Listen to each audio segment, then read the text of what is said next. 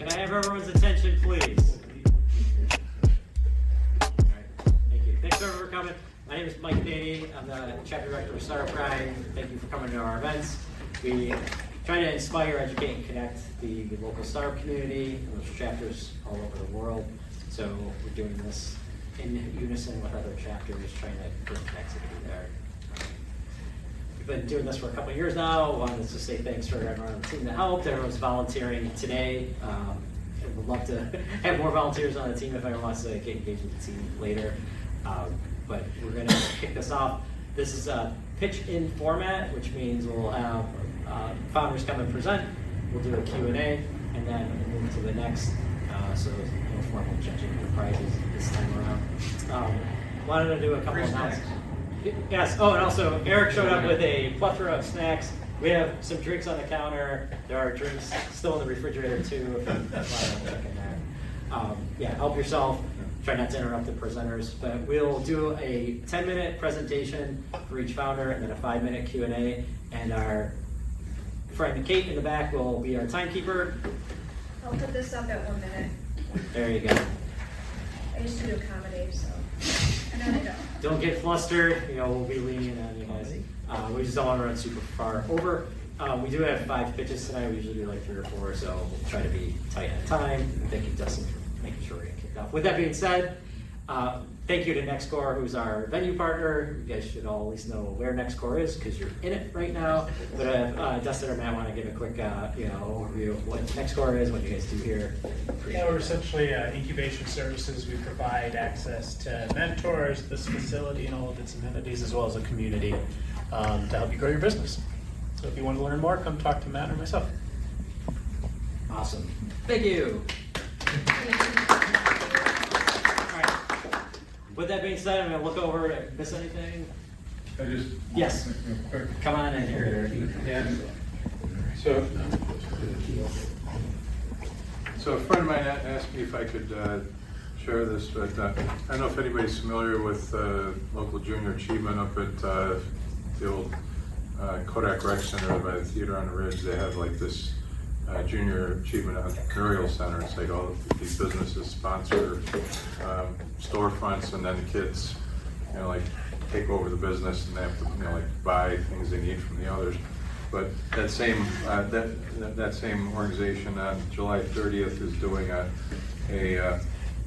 Junior Achievement Entrepreneurial Youth Summit at St. John Fisher from like 8 a.m. to 1:30 p.m. And they're basically looking for people that are willing to help out as mentors. It's like you work with a group of like 4 to 5 kids. It says that they'll have facilitators, they'll have everything outlined what you have to do. It's not, nothing you have to prep for, but just looking for volunteers. And I think it's like, great to get kids started as entrepreneurs too. So if anybody's, I'll put the flyers over here, grab them. So. Find the next Trojies. With that being said, I have our Phil. He's going to do our first pitch of the night.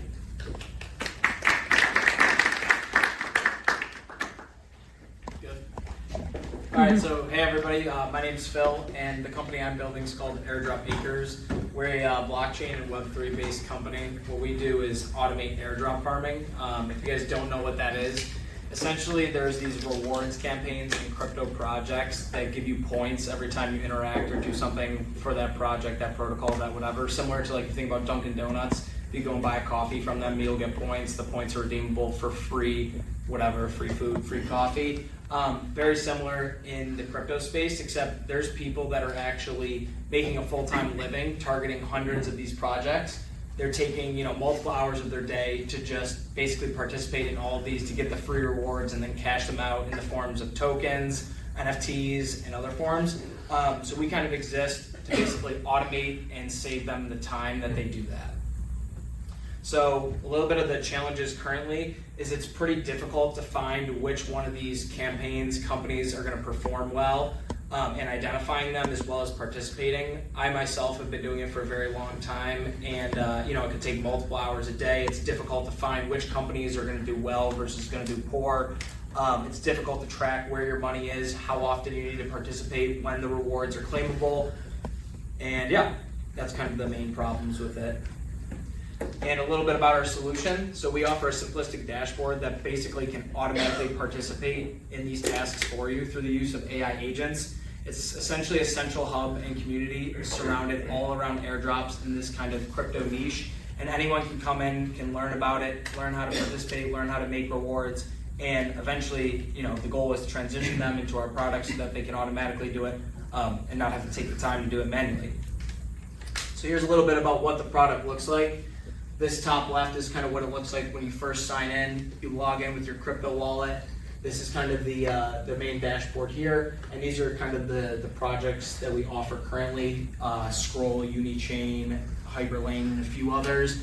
And then this is what the actual software product looks like when it's running. If anyone's familiar with like sneaker botting, it's very similar. You create specific tasks, select your project, you have your status, how much volume you've done, and then your rate on how fast you want it to execute. And then also you can see what it looks like if you don't have any, which is pretty cool. So that's what the core product looks like. We also have a free tier section, so we do offer a free tier for our product where users can essentially come in and they might not have access to the automation, but if they have a small bankroll and they still want to learn and get started, they can come and participate on these tasks. It basically just redirects you to the company or the project's link, and then it'll kind of give you a step-by-step tutorial on how to go and participate. A little bit about our traction. So we have over 150K deposited. We've had over 1,000 users to date. We've had a 25% increase in partnerships month over month. And we've also made over $50,000 in revenue within the first 3 months. We have 3 basically core revenue streams. Our first is our subscription model. So we have a free tier and then 3 paid tiers. Based on which paid tier you select, you get faster speeds, higher automation access, that sort of thing. The second tier, we do basically management for you on your behalf. We have kind of like this custodial model where users, if they don't want to participate in the subscription themselves, they can send us their funds and we and our team will manually do it for you, plus use the software itself. And then we also have now projects that are willing to pay us for our user base, that are willing to pay us through monthly retainers or revenue share. So it's a pretty diverse revenue model. You guys probably don't know a lot of these partners, but they're pretty big, a lot of them in the crypto and the Web3 space. We have a few that we're talking with right now that we're onboarding. We have a lot that we're talking to that we're trying to secure. Average partnerships per quarter are about 10. We've been trying to grow it more. Ultimately, it would be nice to bring on somebody full-time eventually to do this. And a lot of these projects have, tens of millions, if not hundreds of millions in VC backing, so they're very eager to kind of participate and get users to their platforms as well. A little bit on our projected growth, right? Obviously, we're not at the end of 2025 yet, but you can kind of look at the different streamlines of revenue and how everything grows. Eventually, we kind of want to turn we call it Airdrop Acres right now, but we would like to turn it into an Acres suite where we could offer a whole bunch of different crypto toolings, not just airdrop automation, because there's a lot of these different niches in the crypto space that obviously not a lot of people know about. And if we can bring that to normal everyday people, especially saving them time and giving them the easy use to do it through AI, we're pretty confident that we can really kind of exponentially grow the business over time. A little bit on the competition. This is kind of what the other people are doing and kind of how we set ourselves apart. So the biggest thing is we have an airdrop automation. Obviously, there's a few competitors you can see there at the top, those 3 that also offer that. But we also have a task list, and we focus on simplistic UI and UX experience.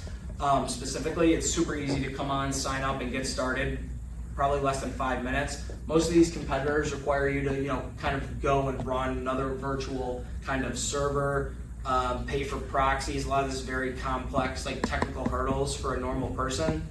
We also offer a free option, which is pretty cool, and we're also moving towards social automation because a lot of these projects will actually reward you if you participate and like on their social medias. So none of these other competitors are doing that.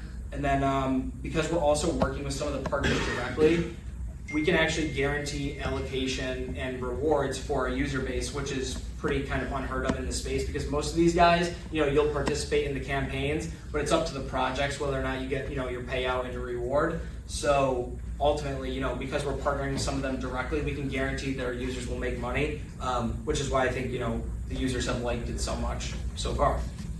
Kind of what we're trying to raise right now is 250K via a safe agreement. And we also have our whale tier, which is the middle one here, which is where we manage it for you. So essentially what we're trying to do for that is expand kind of our revenue, and this is just kind of the breakdown of how we would use the money. Ultimately, we want to grow our marketing. Our biggest problem right now is not enough people know we exist, what we're solving. Another issue is, development. We're trying to constantly build out new projects, and because we're constantly working with so many and we're targeting new things, it's difficult to, kind of stay ahead of the ball. And then we also want to have a treasury for ourselves, kind of a unique case for our business, and be able to participate in these campaigns to kind of grow the funds over time as well. And then this is a little bit about the team. That's me. I'm Phil Needs, quote unquote. That's my my Twitter account. There's kind of like all these like little like pseudonyms that people kind of run with on Twitter in the kind of niche. Cactus, his actual name is Jason, is our CTO. And then my co-founder I met at college is Almin. A little bit on our advisors here. And then here's a little bit to end it off on what we've personally done as a team on some major crypto airdrops.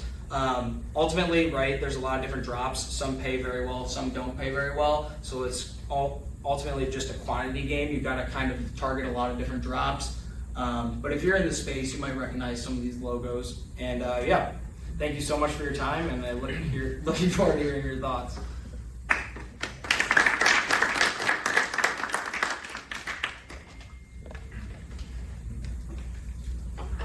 Questions? I know there was a lot, sorry. The name Airdrop, Yeah. I guess maybe I'm familiar with like my phone. Uh-huh. Having Airdrop. Is there similar, just kind of mentally, the mental model, like similar or different? Like, So like, that's just like the standard term for when you get a crypto token sent to you for participating in a project. That's basically what it means. It's in the beginning here, kind of in the fine print, right there under there. Airdrops are free crypto distributions. It's basically the term that they coined in crypto, but that's kind of why we named it that. so these like incentive programs, are they long running or are they short? Some of them are short term, they only will do one season, but a lot of companies are doing multiple seasons of them. So like if they release a token, right, they'll airdrop like 30% of the supply in the beginning, and then maybe 20% for the next season, 10% for the next season, and they'll kind of drag it out. So it ultimately depends on the project. Yeah. So what is a season? A season is, it's determined by the project or the company themselves, right? Like, let's say they want to increase, their user growth for the first 6 months, they'll call like that season 1, right? And then maybe season 2 is like the next 6-month period. Like, I don't know if you've ever played like Fortnite or a video game. Sometimes they do like different seasons, like, I don't know. It's ultimately up to them and how long they want to do it. Yeah, in the front. Okay, I'm an old guy. I barely know how to spell crypto. Yeah. So the question I have for you is, how big is the market for something like this? Yeah, so this product's pretty niche, but a lot of people in the crypto space all know what airdrops are, but a lot of them just don't take the time to do it. But what does that mean? Is it, not a people in the crypto space? Yeah. Do you have any quantification of that? Yeah, the crypto market itself is, I think, what, like 3 trillion about at the moment. But in terms of user base for a product like this? In terms of user base, that's a tough question, like quantifiably, but I'm pretty confident there's a lot of other crypto products in the space that have hundreds of thousands of users, and there's products with millions as well. So there's like tens of millions, if not hundreds of millions, in the crypto space directly, right? And if you can expand outside that, you can probably hit those user bases as well. Is there any an aspect of how much is generated per user in the user base? How do you put the numbers together to say what's the basis for your growth curve? The basis for the growth curve is ultimately based on our current revenue and how much we're making per user. And it also depends too, because it's kind of a flywheel effect. The more users we get, the more we can charge partners for, because if we have 200,000 users, we can say, hey, we have this massive user base. We can charge them a steeper retainer because they want access to those users, right? It's tougher right now while we're small, but as we kind of scale, we can kind of offer that to more of these other companies that are just finished like their Series A or something, and can basically bring them in because they're so desperate to get users. Ultimately, yeah. I've got kind of a 3-part question. Yeah. First off, where's your tech dev? Who's doing the development? Yep. So our tech dev is Jason. He lives in New York City. We're pretty close. We met at a crypto conference 2 years ago. we've been talking almost every day since. We're pretty good friends now. That's kind of the story behind it. He's worked with a lot of major kind of protocols and projects in the space, and yeah, he's pretty And qualified. he's the only one doing the development right now. We have another 3 developers that work underneath him. That, Very cool. yeah. This, like, because it's almost reward-like, Mhm. what does regulation look like? Yeah, so I mean, ultimately, it's kind of like a foggy space right now because obviously there's no like real clarity. Like there hasn't been like one company that's been like, you can't do this. But there's a lot of U.S. companies that have all done, airdrops, some even on like the stock exchange and that sort of thing.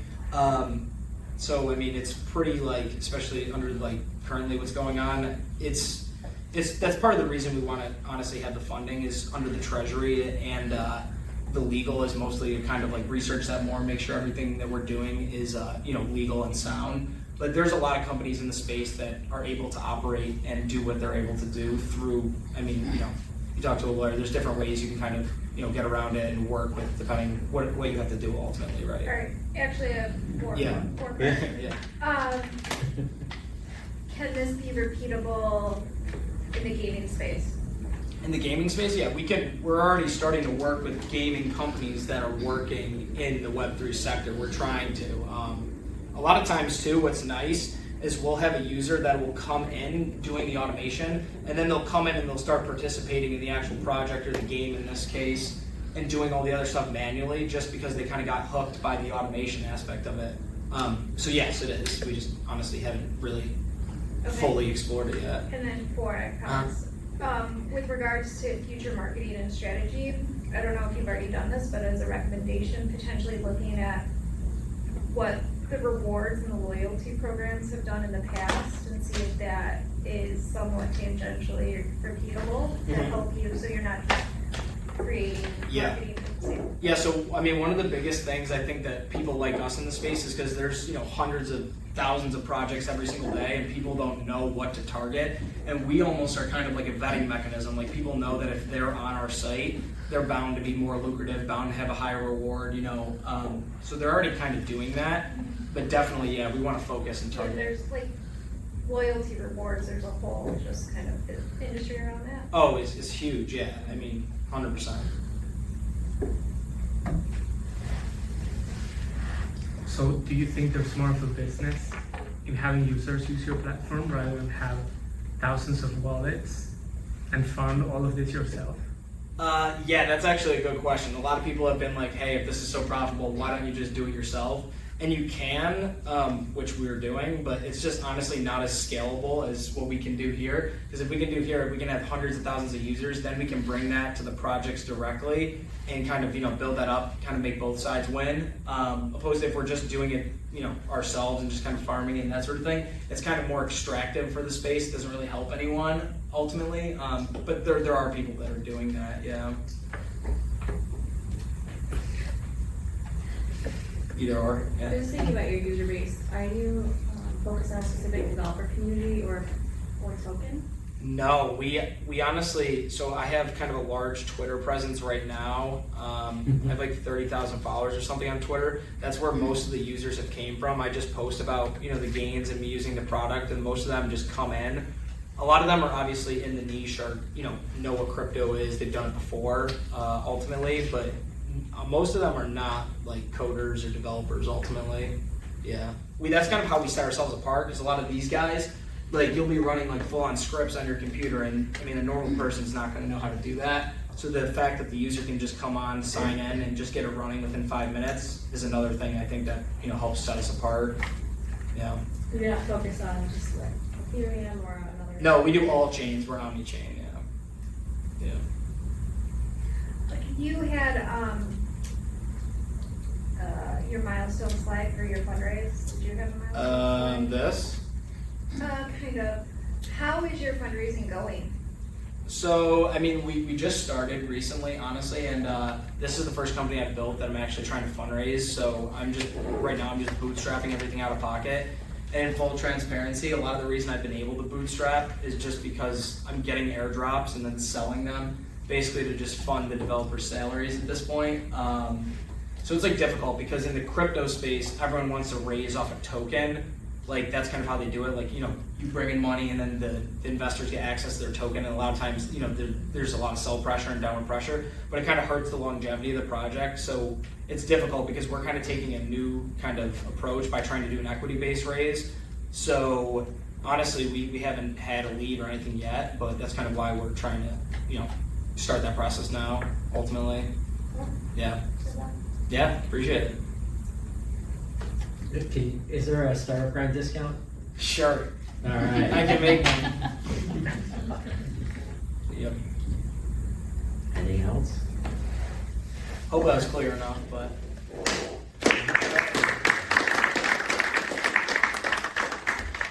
How many people here have a crypto wallet?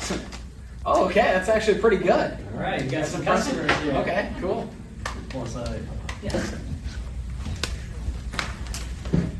Happy to again share some more of this stuff out in our newsletter and post follow-ups.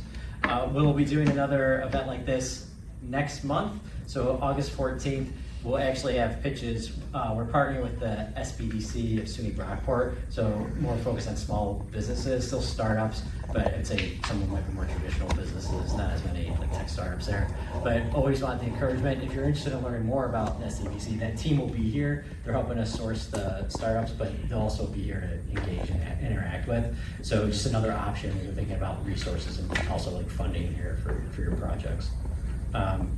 Yeah, with that, I'll say thanks everyone, and hope to see you all soon.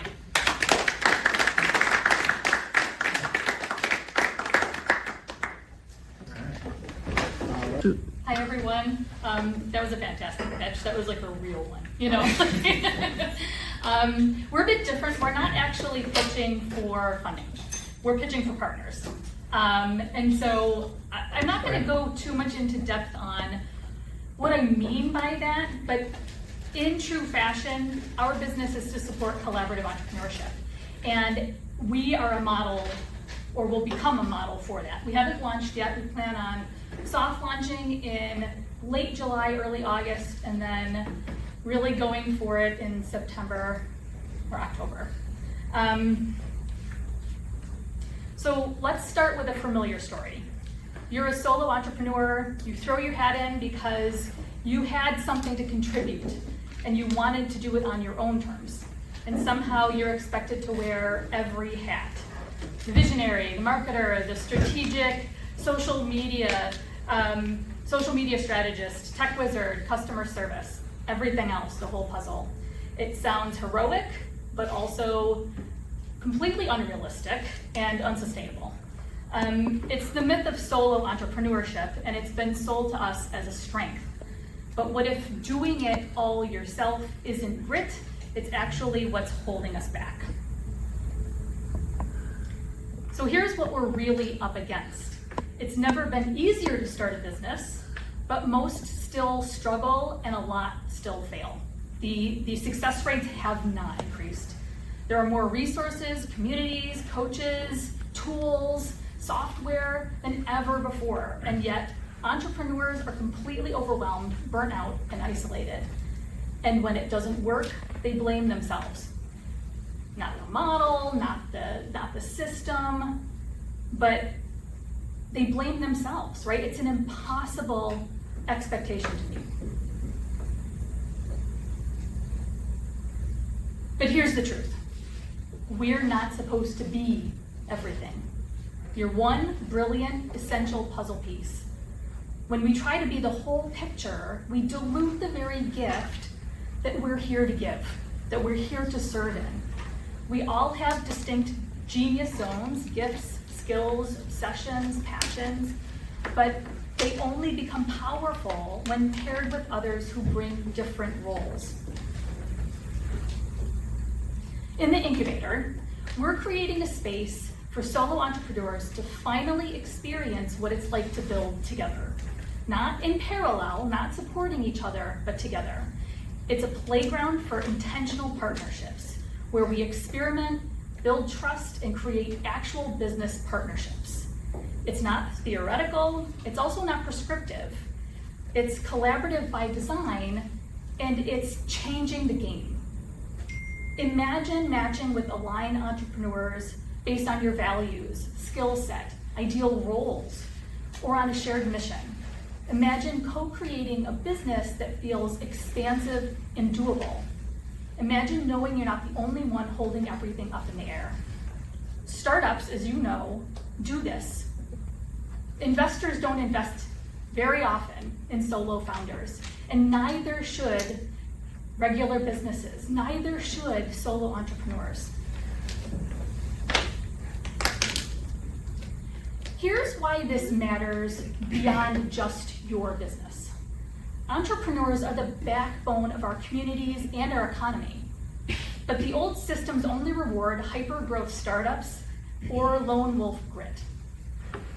So we're saying enough.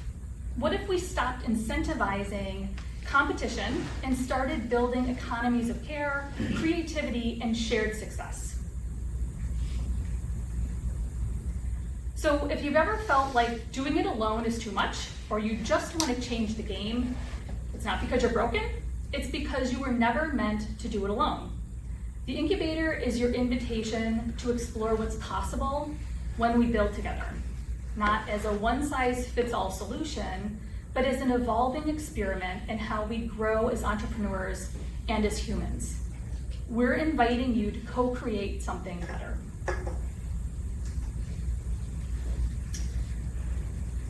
We can come back to that. Let me just go back. How much time do I have left for my presentation portion? You only have 5 have minutes. 4 minutes and 52 seconds. A lot of time. Let's see. Let me just walk through what's included in the incubator.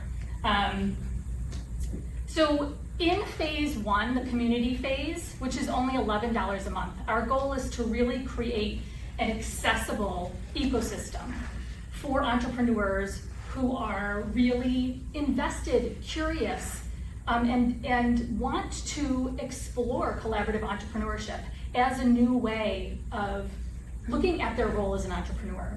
And so phase 1 is really built around that community.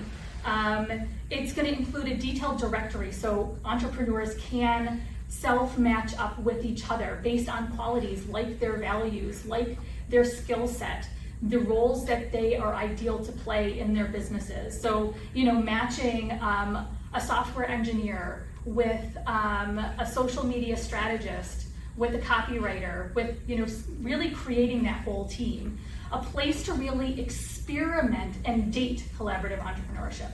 There's a lot of desire, I believe, to create partnerships that give us the freedom that we really became an entrepreneur to experience. Whether you're going for funding or you just want to build a sustainable business, having the opportunity to really dip your toes into creating partnerships without getting married right away, where it becomes a safe place to actually experiment with new partners.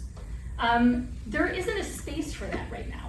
There's this big wide open space of maybe potentially meeting the right people, but it's really challenging to identify what will be a great partner for us, right? How do we know what qualities will really align? And this space is really designed to be that playground, to be the sandbox, to experiment with collaborative entrepreneurship, to dip our toes in, to meet other people who we know are invested and looking for partners to create businesses together, to create offers together, or even to explore what I call transactional collaboration, which a lot of entrepreneurs already do on their own, right? Things like sharing each other's audiences, trading time with each other, being on each other's podcasts, that sort of thing, right? Even if it's just for finding collaborative partners to do that. So it really becomes that space where we can come together and be intentional about it. We're building a partner matching app and creating experiences for partners to potentially meet in really aligned ways. We're also creating a library of collaborative entrepreneurship resources, studying models of collaboration, studying compensation methods for partnerships, really identifying where partners run into trouble, right? And really building up a library of resources for collaborative entrepreneurship directly. So I think I'll turn it over to questions, if we have any. I'd like to get a little bit of your background and history and experiences that led to the genesis of this. Yes. You didn't wake up one morning and say, I got an idea. It has to be something in your background and experiences that led you to the aha moment.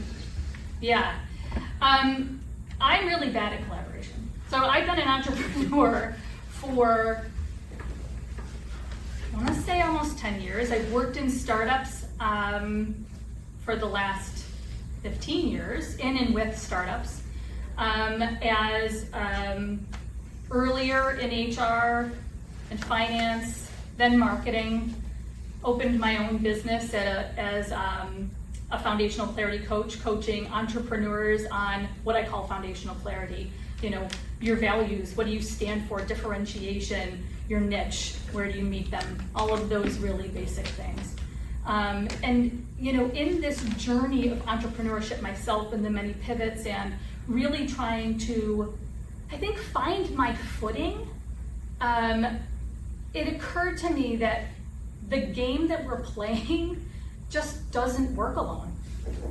It really doesn't. I've been coaching entrepreneurs, specifically, I mean, most primarily solo entrepreneurs for a while. And you see the struggle, right? You start to recognize the universal struggle of solo entrepreneurship. And I recognized in myself that I wasn't very good at collaborative entrepreneurship. I wasn't really good at connecting with people in creative ways to do it differently. And so it really spurred for me to look for a solution that could give us an opportunity to do that in a more direct way, as opposed to just randomly meeting people, right? And starting a project together or partnering in some way. And so, you know, we really developed this, I think, for me, right? And for the other entrepreneurs that I knew that just shared this frustration of there's gotta be a better way to do this. The incubator itself, is it virtual, is it local, like what? Virtual, Okay. but we plan to create hubs. So we wanna start with, my partner is in Buffalo.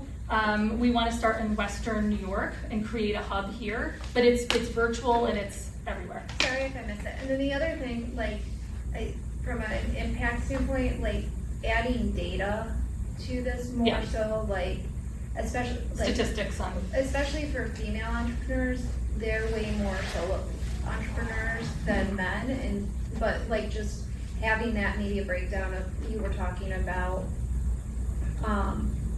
like the different areas of expertise, like how many of those people tend to be like, so you were Yeah. talking about software developers, marketers. all right. that. Yeah, and like what the percentage of that is. Yeah, that's a good point. That is not something that we've explored yet, and that would be really handy, because there are different roles that we play as entrepreneurs, right? I call myself a visionary, right? That you really lead the vision for a business. But there are other entrepreneurs who, you know, are really like ambassadors, or you have the deep expert, right? Or, you know, you have advisors. You have people that just want to plug in and not build something together, right? You have other people who want to co-lead a mission. And so, like, really identifying those pieces. I don't imagine there would be any statistics on that, because you'd have to self-identify in that space. But I think that's a great idea. Something that I hadn't done And I yet. think that would help you as you like project out how many people are going to join and all. Yeah, that. operationally. Yeah. Is the core of this a technology? All I can think of is a dating app. It's exactly right. But There's no, I mean, you know, when you think of like, you know, pitching a software technology, I don't believe there's anything really proprietary in it. It does work. It would essentially work like a dating app. The challenge is understanding what qualities in partnerships are good matches. Also making those matches happen quickly, effectively, vetting them, and being able to process multiple. You might need the marketing person, Yeah. you know, whatever, Right, a series of talents. That there's a dynamic element to it, right? Yeah. So I assume you're familiar with RPCN? Yes, Yeah, okay. Because that's obviously where you're gonna. right. Yeah. Yeah, definitely. Yeah, community partnerships, I think, will be a good growth strategy for us. You know, we're partner-led. You know, the whole model is built on partner growth. And so, as I said at the beginning, our objective in pitching will be to attract partners to help us build this. So we started, and we are soft launching, and we have, you know, our own network of people that we know will be extremely helpful. But, you know, our hypothesis is it requires rapid growth, right? It's an economy of scale to a certain extent. Like, you know, you look at a dating app or you look at a social platform, right? It becomes more valuable with the more valuable users who are in there, you know, when you're looking at matching. And so it does require rapid growth. We believe that we can do that using a partner strategy, a collaborative entrepreneurship strategy. And so a lot of our job is going to be really selling that modeling. Like, here's how we predict our growth will look like, right? And here's that upside to you, and really kind of proving the model of collaborative entrepreneurship. So, you know, we have our, I think, hands full with attempting to model that.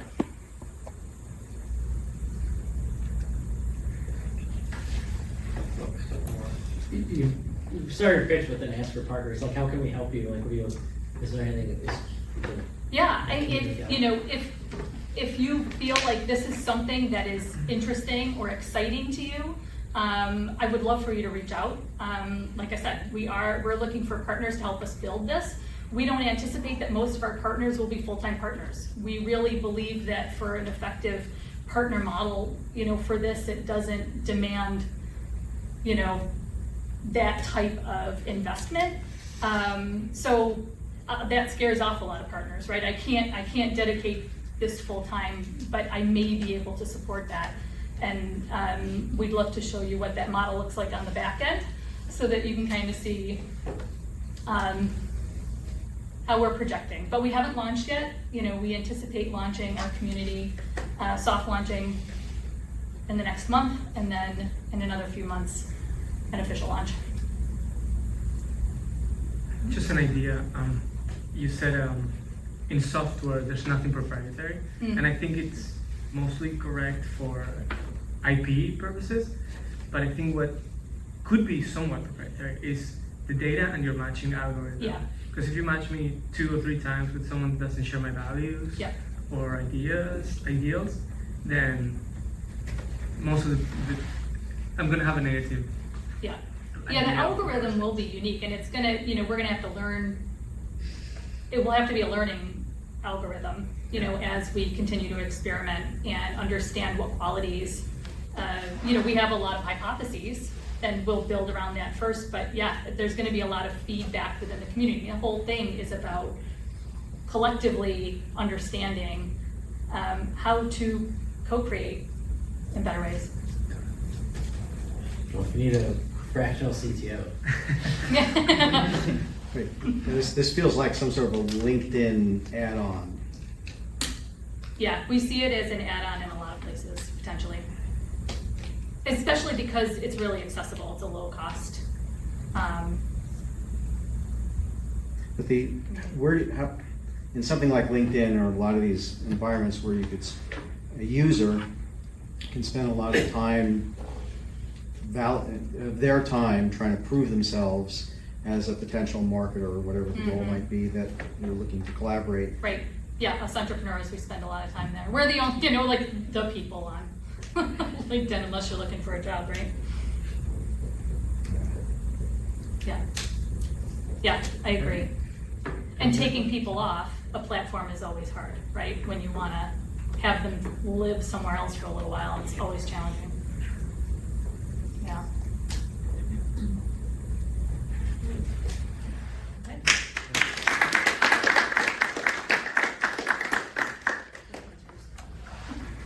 Thank you for coming. It's the first time we are presenting in the US, just from across the border from Toronto here. And I happened to connect with Michael, and here I am in a week. So what is Roots funding? So I know some of the companies here, we are all pitching here in front of the variety of audience. We are building a global network of investors and fundraising companies with so many value-added services, and under regulated umbrella. If anybody is from financial industry, they will know that financial industry is heavily regulated. The three co-founders, myself and my next partner Bal from Canada and Paul from UK. Paul, just a little bit of history. Myself, I come with the financial background, 20 years. Paul comes with the operations and background. He's the CEO of a Canadian company. Paul is the chairman of FSA, Financial Services Administration in the UK. So people from different countries, we have different entities in around the world. We have 6 different entities, and all these people are from different countries, leading different roles, various experiences, building a global team, global company. So we have around 35 people around the world right now, building 6 subsidiaries, and we are growing at a very fast pace. Next slide. What are we doing? What is Roots funding in detail a little bit? Fundraising is challenging, and we are bringing a global solution under regulatory umbrella and make it more transparent way of sharing information between investors and fundraisers with equity or fixed income products. Not only debt, you could combine, so we use technology, blockchain, AI, a lot of different products. You can mix and match and build portfolios, buy and sell private equity and debt equity products. How we do that, we save a lot of time with legal tech, bringing more clarity and negotiation tools between buyers and sellers. Coming with a SaaS platform.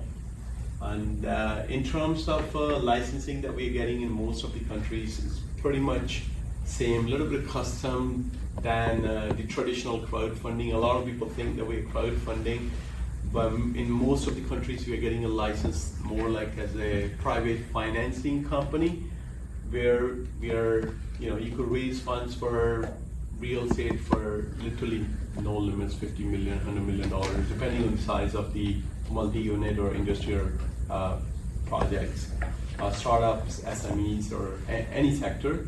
On the other side, investors, definitely all size investors. In some of the countries, we are not dealing with the retail investors, especially in UK, but most of the countries we are dealing with all size investors. And even we are more focused on high net worth creditor investors, also known as angel investors, family offices, institutional investors, bringing our own investment products in future. So really, this model is created for companies to help them grow internationally, support them from early stage all the way up to IPO with 5, 10, 15, 20 years of journey, or maybe longer, giving them international exposure, helping them grow. Just a little bit more in detail about the regulator services, if you want to know. Equity and debt products, any company wants to raise money, we either via safe contracts or selling shares, common or debt products, or combination of that. We are bringing tools where you could combine both if it is a real estate deal also. On the other side, value-added services, me coming from the banking side, the wealth management side, so we offer a lot of value-added services to clients when we are managing money. So we added that so the companies stay with us, grow with us locally, internationally, and they can tap into the resources worldwide. And just recently we tapped into some incubators, accelerators, mostly on the western side of Europe. We got a main incubator from Belgium, Brussels, that they really like what we are doing, and they partnered with us. Right now we are signing the documents. So same in Canada, and right now I'm here first time in US. We'll be doing same thing, basically connecting the whole world, incubators, accelerators, angel investors, and institutions, building a centralized data hub for private equity and debt products, and then matchmaking with our AI tools to, mentorship, investments, a lot of other things. It comes under value-added services. And definitely consulting services, inventory mainly for startups or idea stage companies where startups are looking for mentorship or co-founders.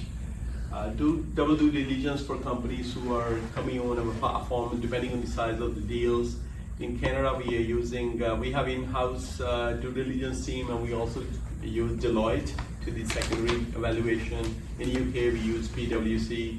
So depending on the country, depending on the size of the deal, we are, building a brand, more authentic work, more quality, rather than just relying in-house due diligence. Most of the VCs or crowdfunding companies, they're doing all in-house. So we have big companies who are partnering with us. We are paying some fees, but mainly that it helps them as well. And obviously legal tech to save money on legal paperwork when companies are, making contracts or save contracts or any sort of contracts. So helping them save money by just, tap into our resources, whatever products they want to sell, whether equity or debt. The companies that we're collaborating from UK and US and Canada are basically really already in business, already generating revenue. So we're testing from our UK company. Going to next slide, what a little bit more in details, including these are the 9. I mean, there is another 10th service. So just to make this slide look good, I didn't add that there. All these services are offered either if company wants to raise money or investors want to invest money. So, everything comes all together. Marketing support is another revenue generating model for us. Literally everything here is to help SMEs or startups to grow in so many ways. And not only that, how we could add value to the economy, as I mentioned earlier, that expanding consulting services. So a lot of existing companies or people in other businesses providing consulting services, they also started working with us in many countries, especially real estate buy and sell side real estate agents, that now they could sell or properties worldwide, literally. You don't even really need a license. What is ready in terms of our technology wise, what's getting ready and what is going to be ready next year. This is more revenue generating technology, very simple, straightforward for us. It's already up, launched in Canada and UK and Europe. We're also working on ESG, tokenizing investments, central data hub for all private equity and debt products, as well as trading platform, bringing liquidity in the private market. So right now, if any of you are investing money in private equity or debt, your money is stuck for the next 3, 5, 10, 15 years. Sometimes you want to get out, so we created a secondary market. So our licensing, the way we are getting licensing in all the jurisdictions, we are building the primary private equity and debt market, and then we're building secondary private equity and debt market. So in case you want to sell it, you can go and sell it, and it's worldwide. Crypto, blockchain, Bitcoin, and for our European company, it's already legalized, authorized, so we just launched it. We'll be doing transactions to start with. I think that will help us launch in North America as well, because it's not as much legalized. So that will help us because the same company, Woods Funding, already operating there with all those currencies, and it will be so easy. And obviously with the, there's so much more to build. If I disclose everything, what's coming in next 2 years, what's in the pipeline, it seems like not doable and too ambitious. But let's cover the markets where we are going to cover in next 6 months in terms of regulatory licensing and helping funds. That's time. Was it? Okay. I forgot to. That's fine. So I get to take 1 more minute then? Yeah. Wrap yourself up. Sure. Take us home. Yeah. These are just basically the map where we'll be covering in next 6 months, and at the moment, this is where all the licensing is happening. Europe, we just launched. Canada should be up and running next month, and then UK, US, another 3 months, and Hong Kong probably 4 months, and rest of the countries are part of the Europe. Yeah, this is where we are right now. Pretty much, I explained Canada, UK, Europe, Abu Dhabi, Hong Kong, USA within 1 to 6 months, and then Switzerland, China, Japan, South Korea next year. And yeah, about $2 million worth of government funding we are eligible for. Some of the regulators are highlighted, and the collaborators, Barclays out of England, London and Partners, biggest firms out of UK and Asia already are collaborating with us to work together to build financial lending, investing ecosystem by supporting SMEs. And this is how we are different than the existing traditional VCs, crowdfunding companies. Certainly we can go into detail later because a lot of services that we are providing tech-based, so don't really want to tell so much time, but certainly, it's basically all-in-one solution. We charge fee, this is how we generate the revenue. Some of these services, subscription-based coming next year, so that's why it's not entered. And we are raising $3 million. So far we have invested about $2 million worldwide. And we just launched our first company, and this is first and last raise. And we don't need any more money, and we are projecting this company will be worth more than $100 million in just the next 2-3 years. And yeah, majority of the money will be going to the legal and consulting side, as well as the investing by building trading platform on AI and blockchain base. And that's pretty much it. Thank you.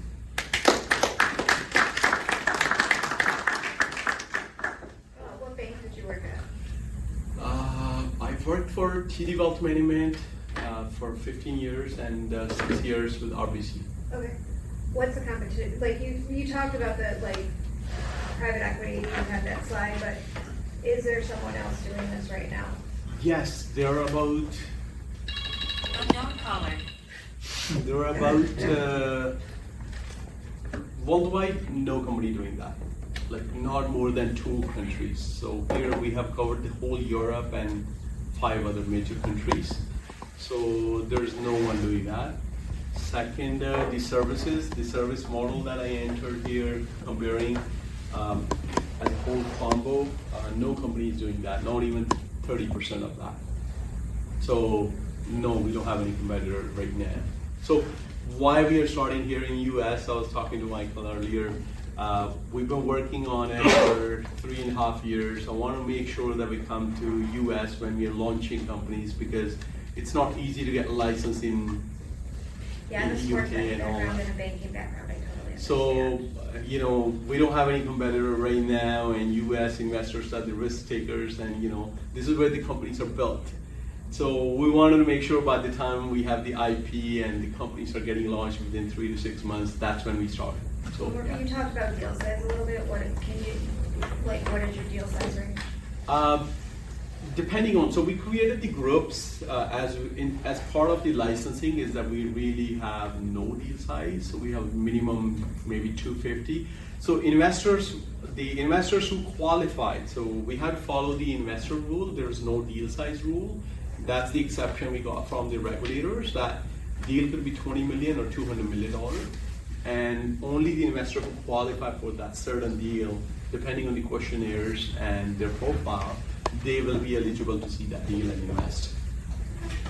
So really we are focused, I know I'm taking a different name, Amazon of money in business, where everybody is our client, any size companies will come, but there are rules, policies, guidelines that they all will all have to follow. Please. Do you have a certain concentration of customer right now? Is there a area that's more popular for your model or your services right now? Well, right now it's the cash is tight out there in the market. So I have so many startups or SMEs lined up. Barclays, I had that we are, and there is a level 39. This is the biggest incubator out of UK, London. And they have about a few hundred startups and maybe 50 SMEs. Their UK's health med innovation center that they're building, because they are spending a lot of money. So we already partnered with them. So even though they're national health agency, having meeting with them and all that, so it's like for us, health med pharma tech is number one product, like supporting the technology in UK, and then 50-50 in Netherlands and that side of Europe. And in Canada, it's real estate is number one product. US is basically everything. So really, depending on the type of the market, it's a software technology tool. We could build marketing products accordingly to support SMEs and startups. Depending on how's the economy, how we are going. Going back to your question, the investors, really we're trying to get more investors. We only have around 500 right now, out of 1,100 people signed up. So around 500 investors. So as we launch companies, it will just continue growing. It's already growing because we can see the numbers. We only launched one company and they doubled just in 2 weeks.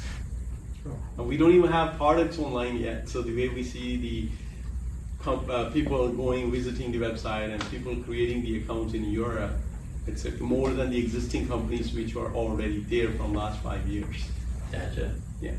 It's just because coming as a North American company, Europe side, Asia side, they just get so much value and attention. Yeah.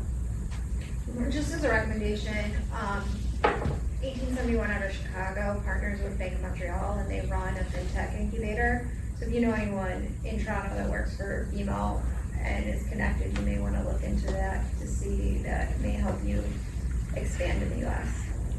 Oh, okay. Because you were talking about that incubator in Europe, right? That Barclays runs, just, Bank of Montreal runs one out of Chicago. Oh, I didn't know that. But no, thank you. I'll get the name and what's the name you said? 1871. 1871. Okay. Thank you. And they're partnered with BMO or Bank of Montreal. Now I was going to leverage Michael's knowledge and contacts. That's what you're doing right now. No, that's great. And you know what? This is what it is that we are building, the global network, connecting, let's say, this incubator center and connecting the whole world. And really, we are just making the handshake and saying, why not use the existing resources? We don't have to, recreate anything. It's already there. How we could add value by using existing resources and creating new technology and getting more flexible licenses. So building a central data hub to facilitate high level products, high quality products to our investors and help the economy in so many ways. All right. Any more questions? Thank you.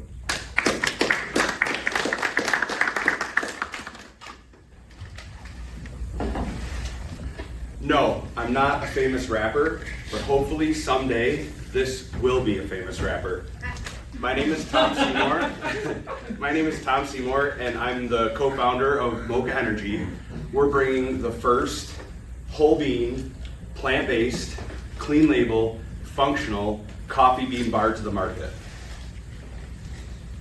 Our mission is to delight our customers, reinvent their coffee ritual, impact global farming, and reduce poverty throughout our communities. The challenge that we've seen has been caffeinated foods that have entered the market space that have demand but have a subpar user interface. So basically the food sucks. You look at the trend in emerging brands, you see a lot of caffeinated foods. We saw a lot of success in the beverage market with energy beverages. We're now seeing that trend move over to food. And unfortunately, most of the products that come out are subpar and leave you feeling like you bought a nasty treat rather than something that's delicious and enjoyable. Hence the creation of Moka Energy Bar. So basically we have taken the chocolate beans out of a chocolate bar recipe and replaced it with whole coffee beans, giving you 80 milligrams of caffeine per bar, removing the milk solids to make this product plant-based and vegan, with a ton of functionality and better for you claims. So not only are we gluten-free and vegan, but we're low sugar, low glycemic, high fiber, and have prebiotics. We have upcycled plant-based protein and rich in antioxidants and polyphenols. So you have a decadent treat that tastes like, or eats like chocolate, but tastes like coffee. In the future, we do plan to work on increasing our plant-based protein to get the grams per bar up, and we also plan on putting the label for non-GMO and kosher on the package. It is non-GMO and kosher today, but unfortunately we don't have the money to attain those certifications. We are launching with 3 SKUs. I should say we are pre-launch, so in the fall we're going to be launching these 3 SKUs, caramel cappuccino, vanilla latte, and our hero SKU, dark roast. So there's a lot of competition in the marketplace, and like I said, most of the products leave you feeling like you've had not so good of a treat. Moka is the only one that is truly differentiated and checks all these boxes. So you see products like Awake and Verb and Quantum. In the aisle space that we'd be selling in retail, we'd be positioned next to Hubar, which if you followed Hubar's trajectory, they've done some amazing things just putting coconut sugar into a chocolate bar. And so we know that by checking all these other boxes, we'll be able to drive really good sales for Moka Energy. You can see that not only do we have the natural caffeine, the plant-based protein, gluten-free, vegan, we're not adding any extra oils, we're low glycemic, there's no artificial ingredients, so this is a clean label, simple. I can show you the back of the package so you can see the ingredient deck. Very simple ingredients, and we've incorporated some upcycled plant-based protein into the product. So the photo here that you see is what you're going to experience with Moka Energy. It looks like a Hershey's bar, it feels like a Hershey's bar, so very familiar, smooth, creamy, delicious. Unlike our competitors, who the products tend to be dry or chalky or gooey or mushy, I bought all these products, and you take one bite, and if you're forced to eat it, you probably would. But the second buy likely never happens because the user interface is so low. So we know that people love chocolate, they love coffee, and combining those things together we feel like is a winner. Our nearest competitor is probably Awake Chocolate out of Canada. They don't have a clean label like we do and a simple ingredient deck, and they don't have as good of macros, and we're under 200 calories. So really like leaning into that better for you confectionery space. And if you go into your grocery store and you take a look at that aisle, you'll see that unlike the nutrition bar aisle that is flooded and swamped with products, the better for you candy set is growing. There's a ton of innovation, and there's very limited products that are over in that set. So we think that gives us a very competitive advantage to be over in that area of the grocery. We do have an early commitment from Whole Foods to put us into their Northeast set starting in early 2026. So we do have some unique IP around the product. We are keeping the, we've chosen not to go for a patent and instead keep it as a trade secret for fear that, Mondelez or Pepsi or one of these big players could just kind of come in, tweak the patent slightly, and then we end up on the losing side of that. So we're keeping it as a trade secret, but there is a proprietary portion around how one takes whole coffee beans and gets them into a smooth, creamy, delicious bar. So the market is huge, billions and billions of dollars. So we're looking at both the confectionery and the protein market. We've seen a ton of amazing exits. So this slide speaks for itself. Lily's is one that sticks out in my mind. Cynthia Tice was able to exit Lily's after about 8 years for $425 million to Hershey's. That is a chocolate bar simply sweetened with stevia. So we feel that we have so much differentiation in this bar that it would be very logical and hopefully fairly easy to drive a big exit. So our go-to-market, we're focused on e-commerce, we're focused on independent retail, looking to build a cult following, then moving into brick and mortar with our launch into Whole Foods, focusing on the natural grocery chain, and then eventually moving into conventional. We are looking at institutional, have a bunch of institutional partners that are already at the table. So offices, colleges, airports, gyms, this kind of thing. And we do have a B2B model. You'll see some chocolate chips, coffee, mocha chips up at the front. So we do have chips and wafers, and we've had a bunch of big brands like Skinny Dipped and a few others that have come to us to ask us to use it as an enrobing or an inclusion. So my background is in manufacturing, supply chain. I have some certificates from Cornell in food product development and food safety. I spend my days in polymer science. My co-founder, Jessica Kwong, is a graduate of Cornell. She has a degree in food science, and she's already successfully launched Jack and Friends Jackfruit Jerky. So she's already taken the journey. And then our third founder is Omar, and he's a biophysicist with an MBA, and he is a serial entrepreneur. I think some of the folks here in the room know Omar. So the three of us make up the dream team that's leading Moka Energy. Big announcement, John Davidowitz has joined as a board advisor. Haven't added him to the slide, but he is a rock star and stud in the space. And then our friend Joe Adamson, and we are currently recruiting for a third board of advisor member if anybody knows anyone that's interested. We are launching a little bit late, this slide's a little bit dated. We are launching in Q4 of this year and going in 26 with Whole Foods and looking to develop some bites and some other products and hopefully position ourselves to exit 2028, 2030. So we are in the process of raising $600,000 on a $5 million value cap. Most of the money we're raising, we're trying to put into marketing because it takes a ton of money. Any brand you see out in the market today that's hot and growing and moving, they are burning a lot of money. And so we need a lot of money to be able to market this brand and get market acceptance. We've modeled it to be profitable. So this modeling comes from SPINS data. It also comes from data that Whole Foods has shared with us on existing bars in the space. And so we believe that we can be profitable very quickly, very early, and you can see the profit margins are quite healthy. So I've taken my background in supply chain and really tweaked how do we build this product, this brand, and do it at an extremely profitable rate.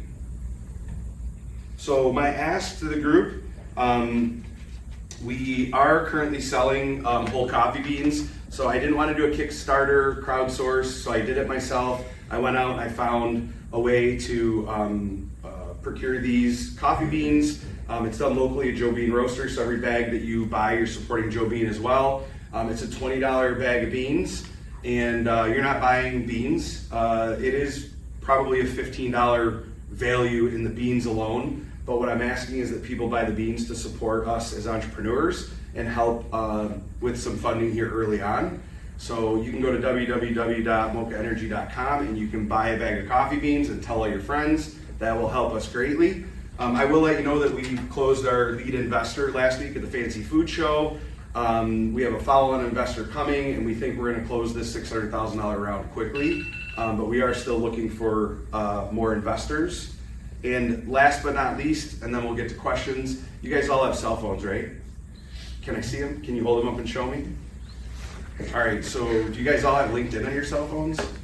Let's start there. If you go and open LinkedIn and you would like and follow Moka Energy on LinkedIn, that would be a huge help. And then when you see me post, if you would like and share, that is big. And then if you're into TikTok and you're into Insta and you're on Facebook, my son Riley will tell you that Facebook is for old people. You can go ahead and follow us on social media because that certainly helps us out a ton as well. Thank you so much for listening to my pitch. I'd love to open it up for questions. I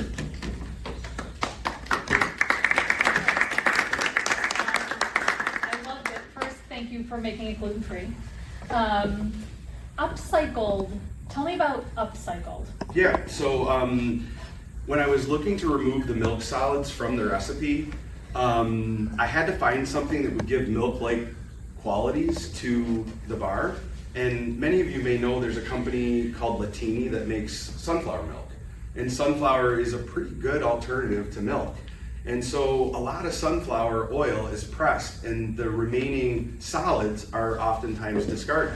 So we partnered with a company that's able to sell us the solids from the pressing of the oil, and it actually ended up as a great substitute for milk solids. So it gives the product some creaminess, a little bit of nuttiness, because in coffee, you have that nutty note. You don't pick up any sunflower in the product, but subtle notes of that nuttiness, and then it gives us the ability to take something that would have gone into landfill. So this packaging is recyclable. This packaging has 70% post-consumer recycled content. I strongly believe in not only ethical sourcing, but also sustainability. And so from the gates, upcycling and using materials that are more eco-friendly, right out of the gates, I made a decision that that's just how we're gonna start. Nice, Yeah. I love that. Thanks.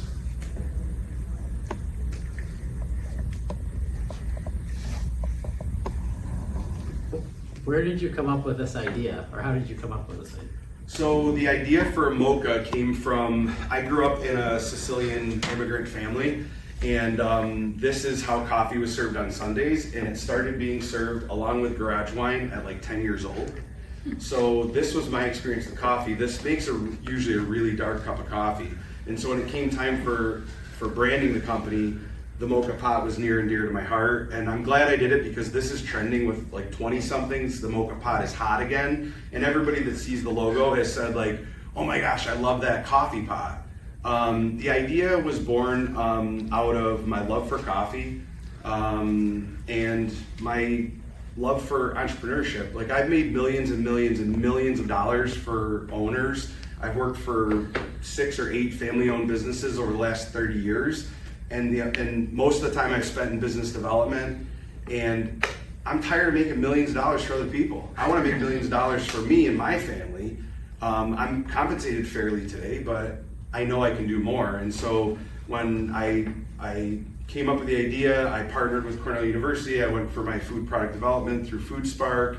And I've been in the industry, food packaging, food manufacturing, co-packing. So like that's my background. And so I just brushed up on some of the other areas like the food product development, and figured out that I wanted to go forward with something I'm passionate. You can ask Riley, this is no lie, I drink like 10 cups of black coffee a day. So legit, like I am a coffee head, and yeah, it just made sense. And I love sweets, I love lilies. So I like that idea of like a permissible, indulgent treat. Like something that you can have. I've also lost, I put a little bit back on, but I've lost like 150 pounds. And I need that sweet something that's not gonna kill my diet. I'm at the gym at 5 a.m. working out for 2 hours, and I wanna put something in my mouth that's not gonna reverse everything I just did. And so when thinking about this idea and working on it, it was really important for me to make it better for you and functional. Yeah, another question. You'll have a coffee bean business and? No, these are just a gimmick for right now to raise money. I'm trying to sell 10,000 bags of coffee in the next 12 months to raise $200,000 at an 80% profit margin. So that's a pretty good deal, right? That's better than going to Kickstarter and like screwing around with all the difficulties of crowdsourcing. The beans may stay and live. Like we do eventually believe, like we're gonna have engraved Moka pots. Like we will have some stuff available like Moka mugs. We probably will keep the coffee around just for kicks online, but we're not trying to move this out to the market. The plan is to have the coffee bean bars, and then we think that the bites, we spoke with Snackwise at Fancy Food Show. They're very interested in us, but the way that works is they supply offices throughout Manhattan, and it's free, the companies pay for it. So giving a whole bar would be rough. So that is pushing us to continue to develop on the bite side, so we can do a smaller bite, put it into those offices. Now those people have it for free, they love it, and they say, where do I get it? Head over to Whole Foods and you can buy it at Whole Foods. So the bites are probably next, and then we have been playing, I did some R&D work enrobing hazelnuts, and they came out amazing. So I think there might be some further product development, but also with the B2B model, I'm thinking like, we don't have to do it all. Like I can work with Skinny Dipped and they can take the cred on hazelnuts, you know? Yeah. You have another question? No, I just Oh. love all of it. I love, Okay. yeah. Yeah. Are there samples of the bars? So we just did a successful pilot, and we're getting into a ramp run. I don't have any bars left because I've made about 1,000 bars on benchtop equipment, and our pilot went well, but I don't have any samples yet. I'm manufacturing this in Bogota, so I don't have the samples from Bogota yet. And eventually here shortly, but I do have some chips up here for you to taste. But if you go and buy a bag of coffee, you'll get on our mailing list and you'll be the first to know when those bars are available. When that pilot run comes, we're gonna do a quick short sale for all the people that have bought bags of coffee. Also, another comment, this is from the family. There's a notion of ethically sourced coffee beans. Yes. And there's a German organization that's seeing that the people who pick the coffee beans have health insurance. And they basically put a stamp of approval on any coffee vendor that provides beans or also cocoa to show that it was ethically sourced. So if you wanted to make a product and say that the people who are picking this are guaranteed to have health insurance, there's an organization that will put that stamp on your product. Oh, that's cool. So we have on the coffee bean side, we have a beyond ethical sourcing. Like fair trade is like kind of table stakes now. And so through Joe Bean, who's our purveyor for the coffee beans, they have a beyond ethical, and we're going to lean heavily into telling that story. I'm actually headed to Nicaragua, where some of the beans are from, to do a piece with the farmers and like that ethical sourcing piece. And the same thing on the coffee beans. But specifically, this company is health called insurance? Lucid. Okay. And Cool. they make sure that the people have the insurance. So Cool. they stand behind that, and that's a claim you could assert to your customers. So the customers know that these people their children are being born healthy and alive. They have a better chance of being born alive. I'll have to have you email me that name because it's all very important to us. Like not only supporting global farming, but also making sure that the people that are farming for us are able to live a very great existence. So I'll give you a card afterwards. Thanks.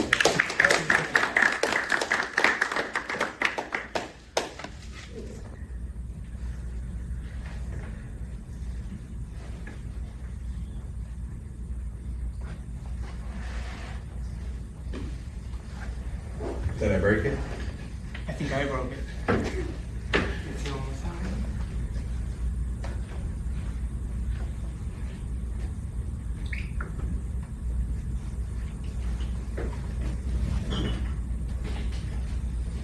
Do you need a adapter? No, I'm plugged in. Oh, there you go. But wire is not. Ah. Wait a minute.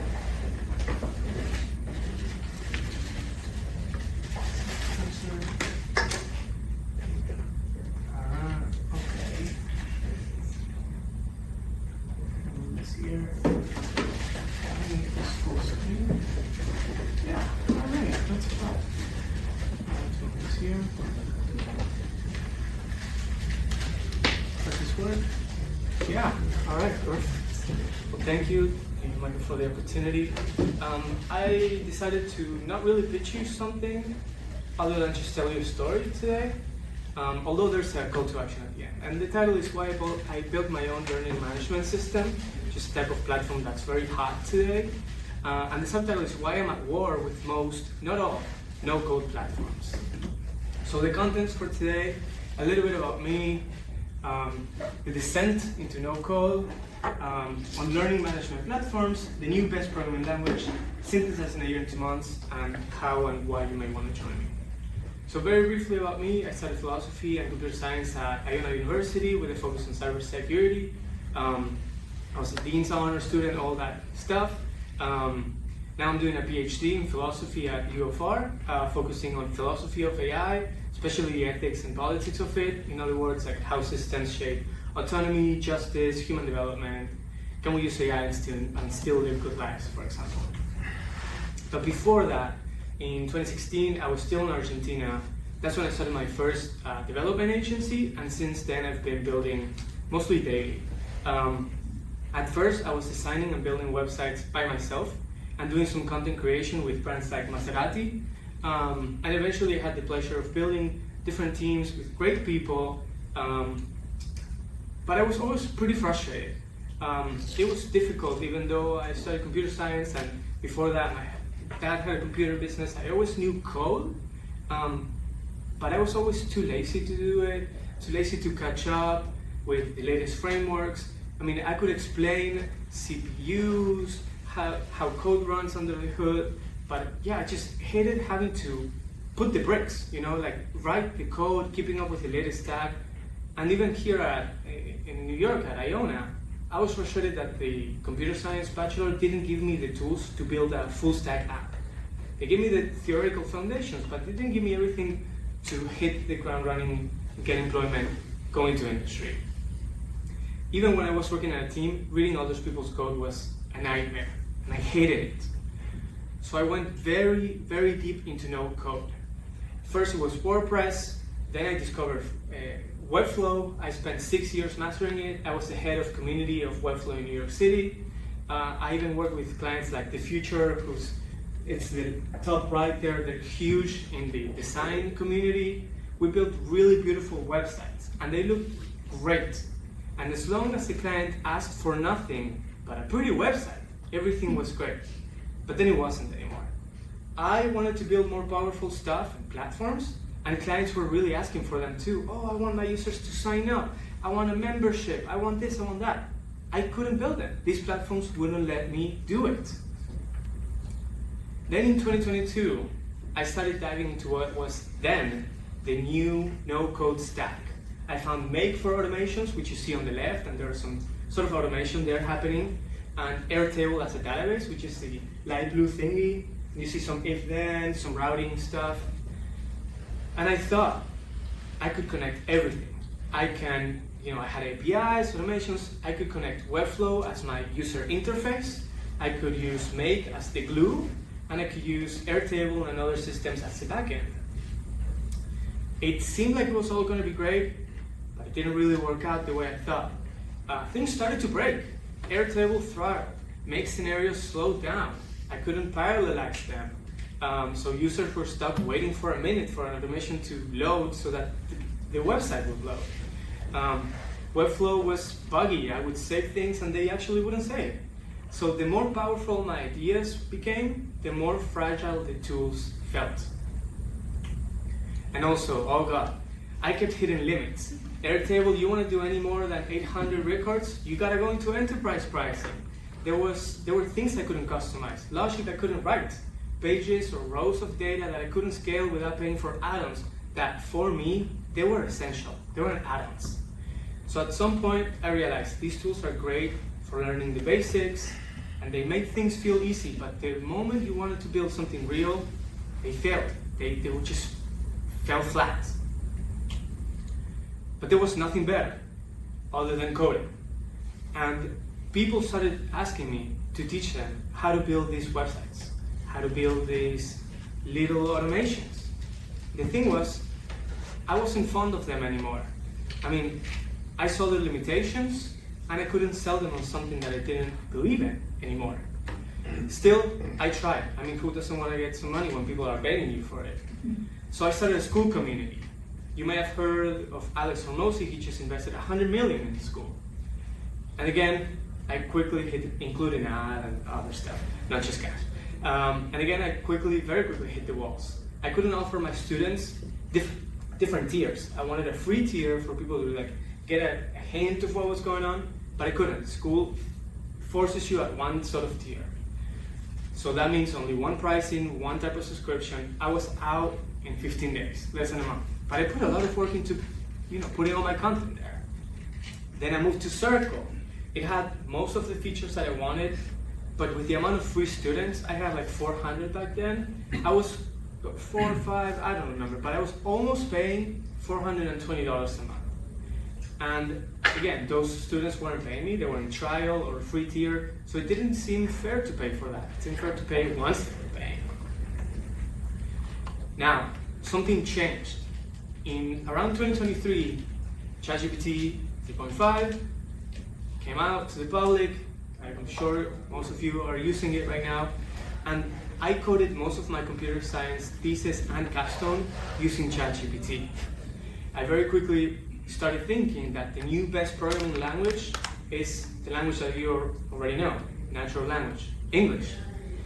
So to me, I was starting to see that a combination of systems thinking and knowing how to talk to AI was the way to move forward. It was the new way.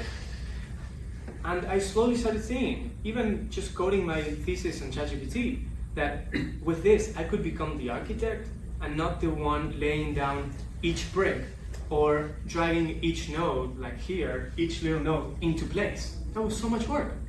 Didn't make sense to me. Then in January of 2024, I discovered Bolt.new, a platform, a no-code platform, to create websites just by talking with AI.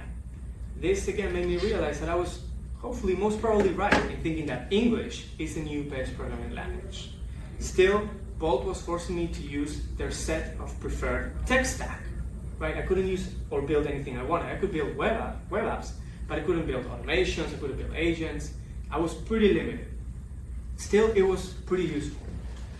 In December of 2024, I won first place at a Stanford hackathon that I wasn't even invited. I was just there for another thing, and I just showed up.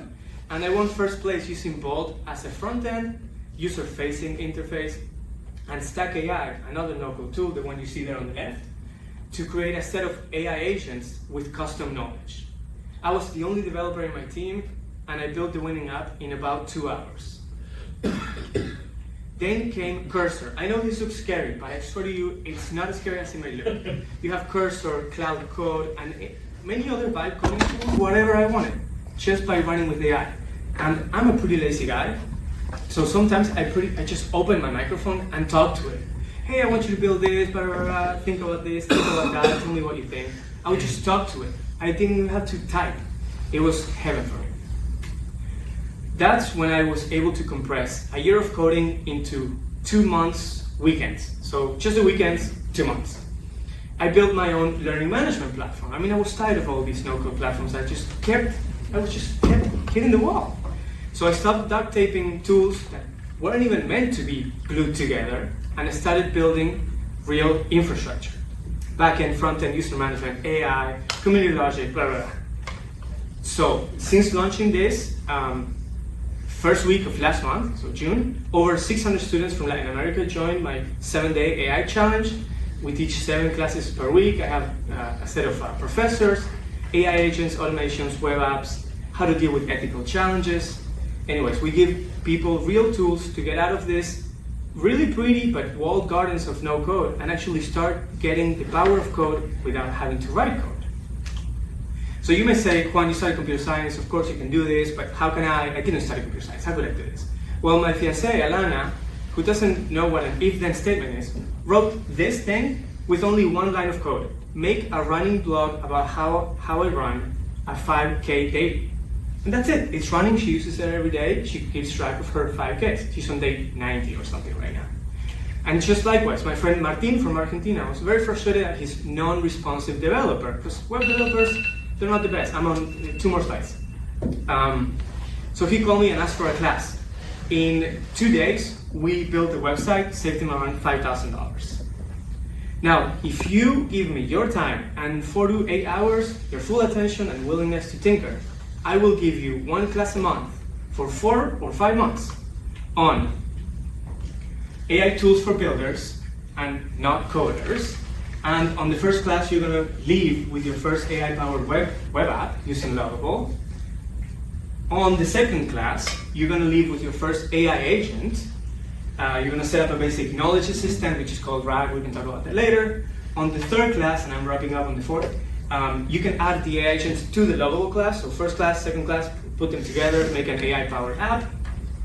And on the fourth, I'm going to actually teach you how to export that to code so that you can actually own the code, which is what no code platform will do. No one's going to actually give you the code or running code. And you'll be able to run it locally, and I'll show you how to deploy it. So if you want to join me, the dates and times have to be determined, but this is a QR code. And also my contact info is in there.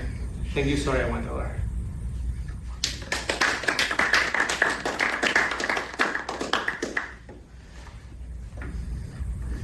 Give everyone a second to hit your QR code before any questions. Sounds good.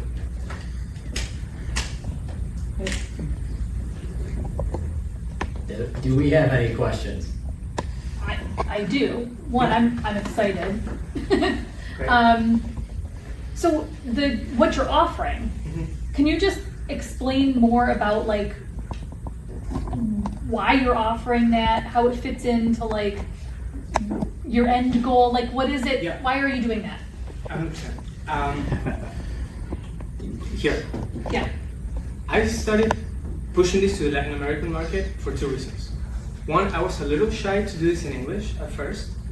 And second, I already had an audience in Spanish. I have like 17,000 followers or something like that.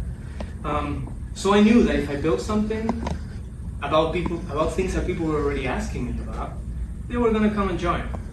So I said, okay, let me do this.